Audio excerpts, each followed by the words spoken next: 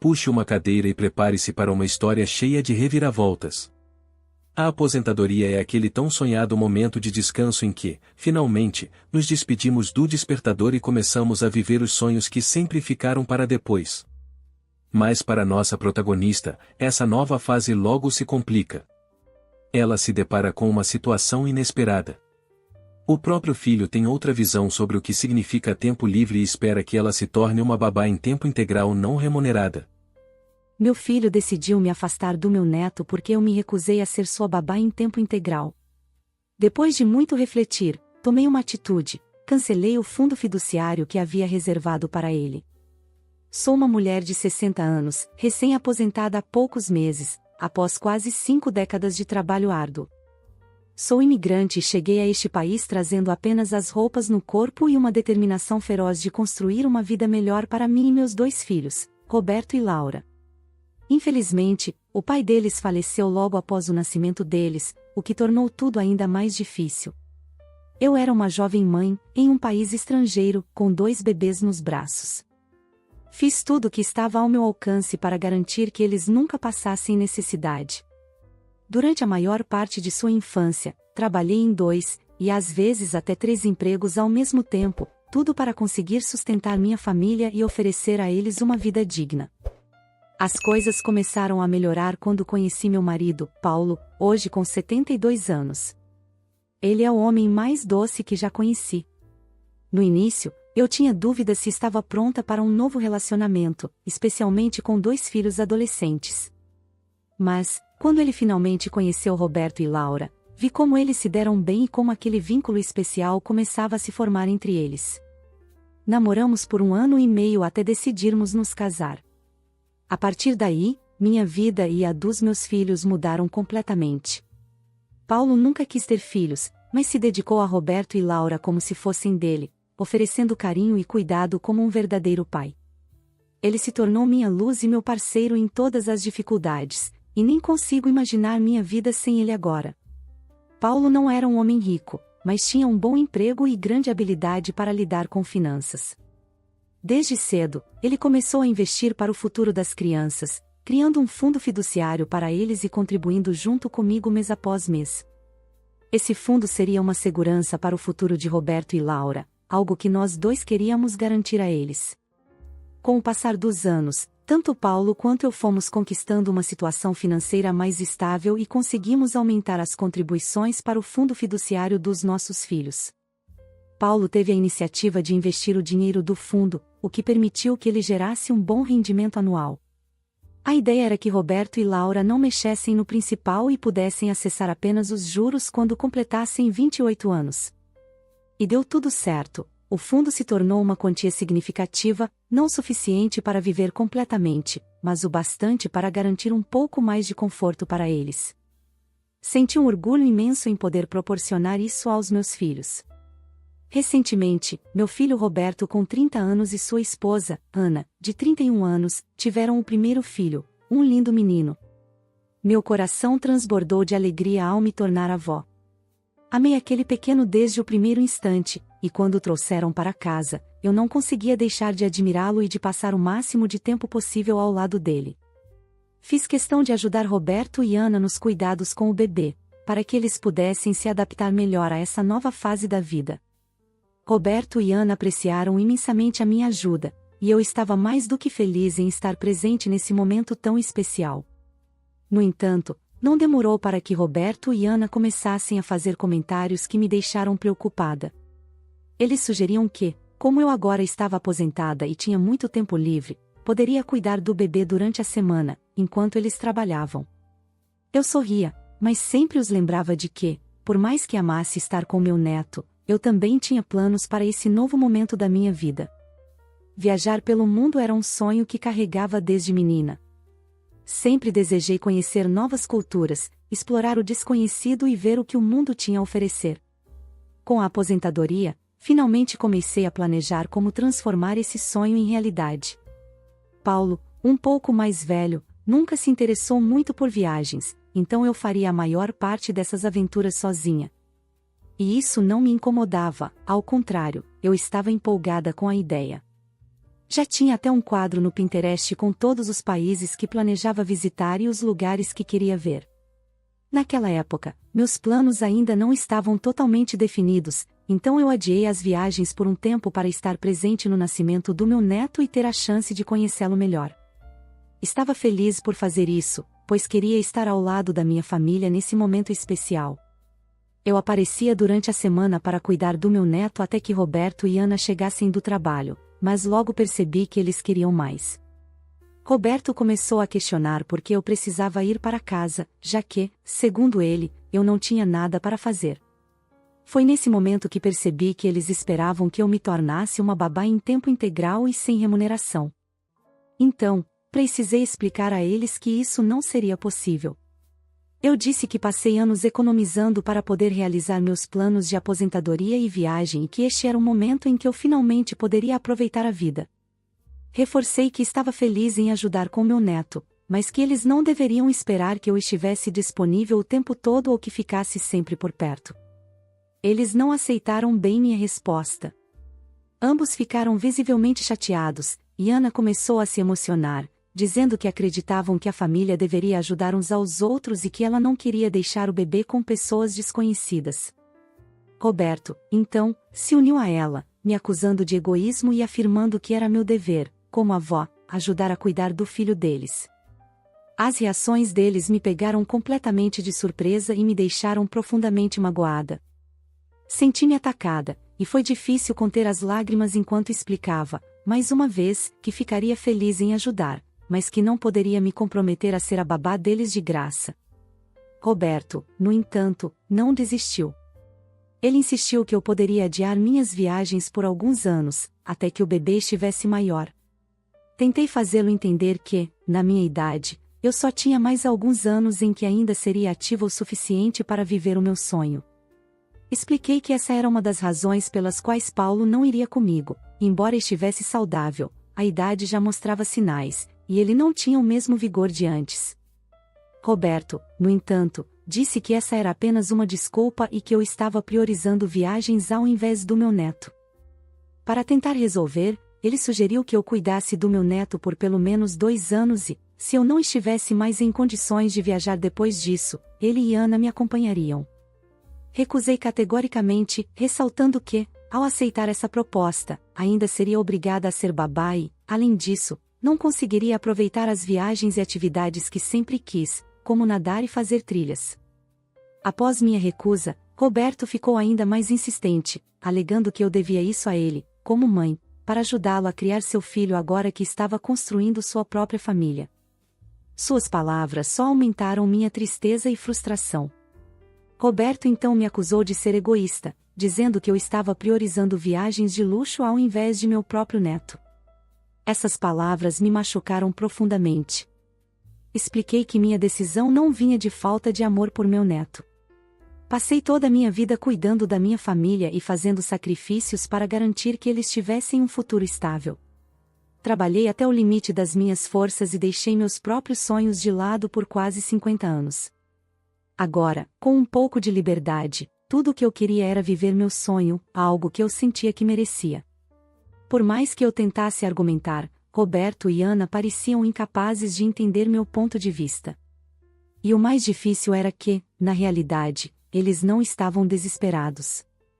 Ana estava desempregada e, em teoria, teria tempo de sobra para cuidar do próprio filho.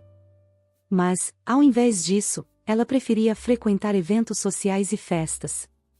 Se ela realmente priorizasse o tempo, certamente conseguiria cuidar do bebê. Eu posso ser antiquada, mas acredito que ser mãe significa fazer alguns sacrifícios pelo bem dos filhos. Já fiz muitos desses sacrifícios para criar Roberto e Laura e achei injusto que meu filho e minha nora me pedissem para fazer isso tudo de novo, especialmente sabendo que não estavam dispostos a fazer os mesmos esforços pelo próprio filho. Além disso, Roberto não estava exatamente com dificuldades financeiras. Embora ele não tivesse um emprego com salário alto, o fundo fiduciário que construímos poderia cobrir boa parte dos custos de uma babá para ajudá-los quando necessário. O fundo fiduciário que criamos para Roberto cobriria grande parte do custo de uma babá e seria mais do que suficiente para que eles contratassem alguém sempre que precisassem. Quando apontei isso, Roberto se irritou e disse que o dinheiro do fundo era dele e que ele poderia gastá-lo como quisesse. Depois dessa conversa, a situação só piorou. Eles passaram a me ligar apenas quando precisavam que eu cuidasse do bebê. E, quando eu ia até lá, Roberto e Ana eram frios comigo, falando apenas o essencial. Às vezes, até ouvi comentários rudes, a maioria partindo de Ana, que deixavam claro o julgamento e a agressividade passiva. Isso me machucava, mas eu ainda queria manter contato com meu neto e aproveitava os momentos que tinha com ele. Um dia, minha filha Laura me ligou. Mãe, você discutiu com o Roberto? Ele me ligou dizendo que você estava sendo, ela hesitou, como se não quisesse repetir, irracional e egoísta. Ele disse que você devia estar feliz em ajudá-lo, afinal, ele é seu filho, e suas viagens poderiam esperar. Foi horrível ouvir que Roberto estava falando de mim dessa forma para a própria irmã. Respirei fundo e expliquei calmamente a Laura minha posição, falando sobre meus planos de aposentadoria e o desejo de, pela primeira vez na vida, colocar meus sonhos em primeiro lugar. Ela ouviu com atenção, mas ainda parecia hesitante. Eu entendo, mãe, mas, ela começou, talvez você pudesse abrir mão de pelo menos 1 ano para ajudar o Roberto. A senhora sempre nos ensinou a importância de apoiar a família. E, agora, não parece estar seguindo isso. Essas palavras me irritaram profundamente. Esperava que, ao menos, minha filha entendesse meu lado. Laura, respondi com firmeza, eu apoiei a família minha vida inteira. Trabalhei duro para sustentar vocês, sempre colocando as necessidades de todos acima das minhas. Mas agora, aos 60 anos, finalmente tenho a chance de viver um pouco para mim.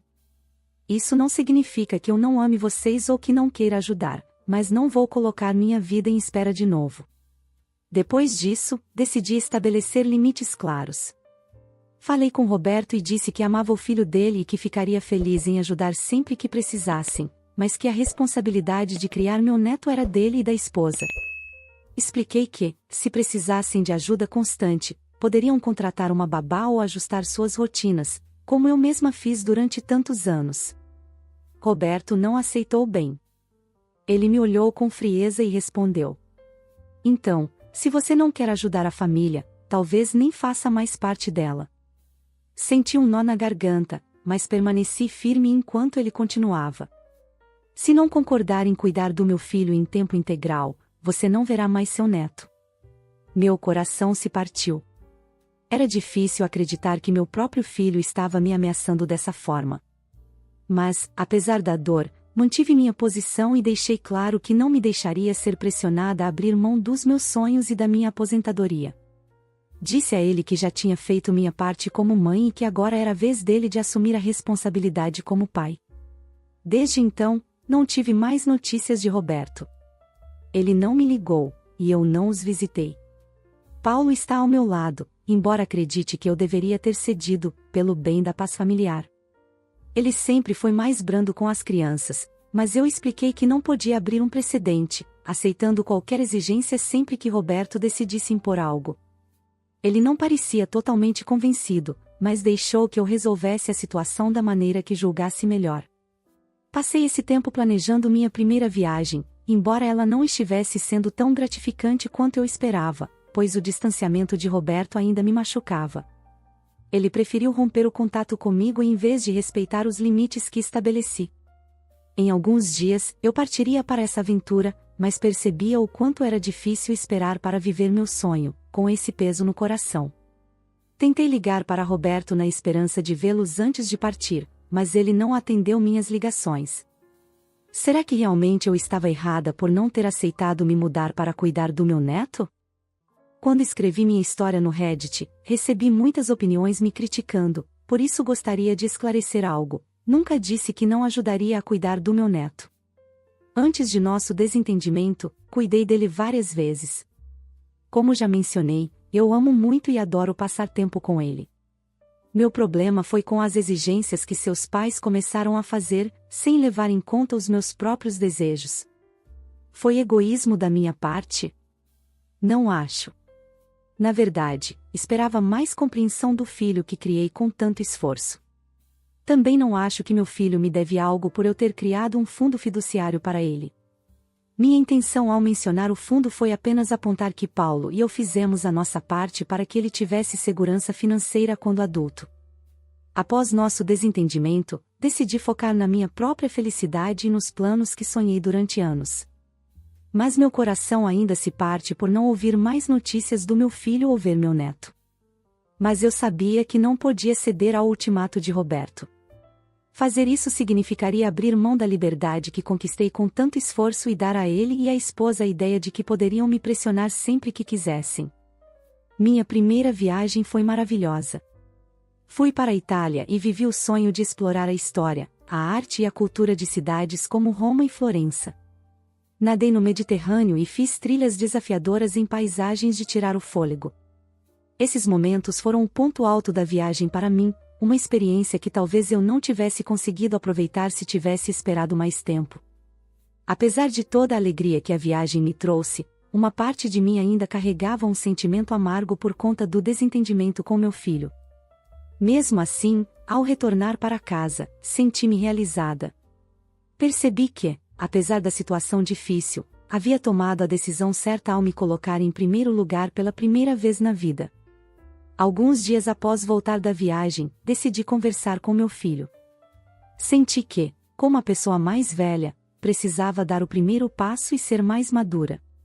Tentei ligar para ele, mas, como de costume, não obtive resposta. Engoli meu orgulho e fui até a casa deles. Fui recebida por Ana, que fez questão de mostrar sua irritação. Com os braços cruzados, ela disse que estavam ocupados, mas que poderíamos conversar caso eu tivesse ido para cuidar do bebê. Sua frieza me pegou de surpresa, e comecei a me sentir desconfortável, especialmente ao ouvir meu neto chorando dentro de casa. Mantive a calma e disse a Ana que não tinha tido notícias deles e que queria ver meu neto. Nesse momento, Roberto saiu e foi direto ao ponto, dizendo que eles não queriam ter nada a ver comigo, a menos que eu estivesse disposta a ajudá-los. Cansada da ingratidão, respondi que já havia ajudado bastante. Ele apenas revirou os olhos e disse que o problema era que eles não eram obrigados a contratar uma babá só por causa do fundo fiduciário.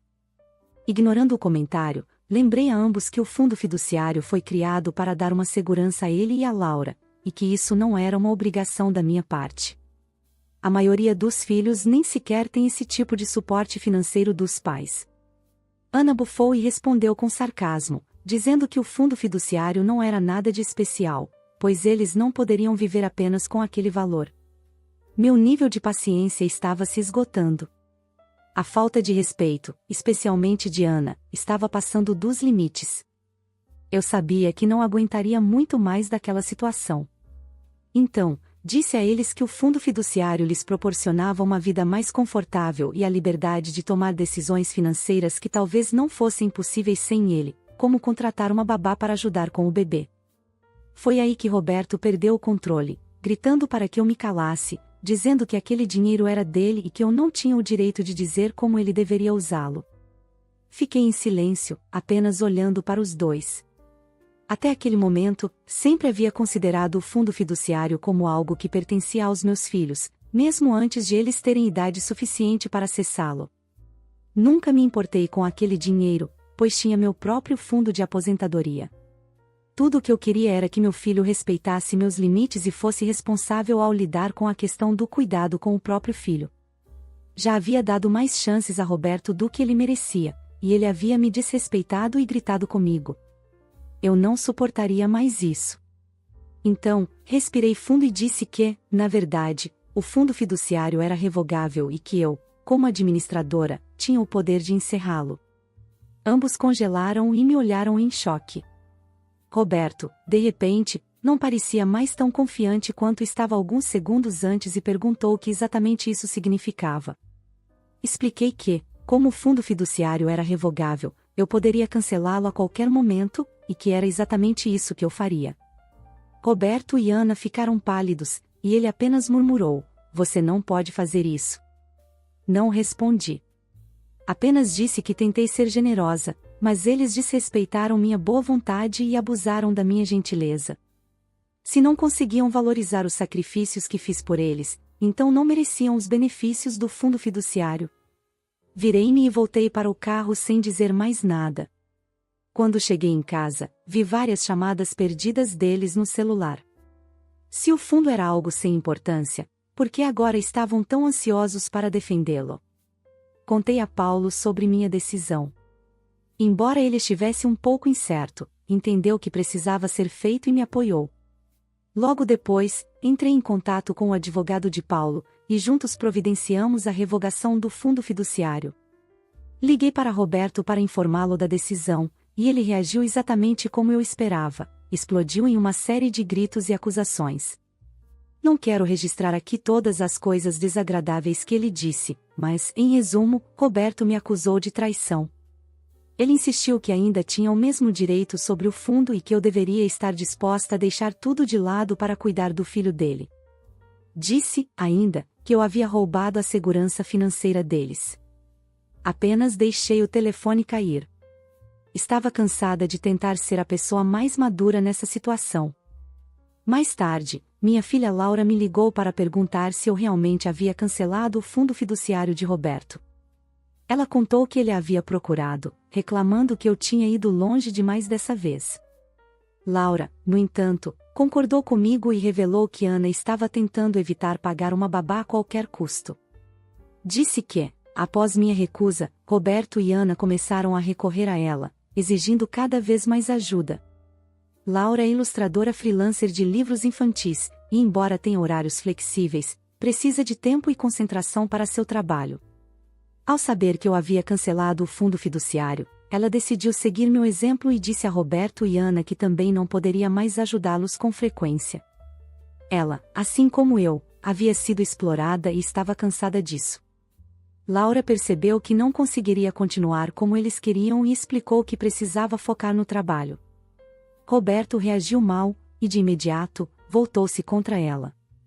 Ficou claro que ele só valorizava a família quando havia algum benefício para ele. Passaram-se 3 meses sem qualquer contato. Era doloroso não ver meu neto, mas me mantive firme na decisão. Então, para minha surpresa, Roberto me ligou uma tarde. Ele começou com uma conversa fiada, e percebi que estava ganhando tempo para falar algo mais sério. Por fim, admitiu que as coisas estavam difíceis sem o fundo fiduciário. Disse que, embora não estivessem passando por dificuldades extremas, o corte do fundo havia impactado muito o estilo de vida deles, e que tiveram que fazer mudanças sérias nas finanças. Fiquei em silêncio, esperando que ele entendesse a mensagem. Ele finalmente se desculpou pelo modo como havia agido e confessou que Ana o pressionou para que eu assumisse os cuidados com o bebê. Ela não queria sacrificar o tempo da vida social para cuidar do filho e reclamava frequentemente que o fundo fiduciário não era suficiente para cobrir o custo de uma babá.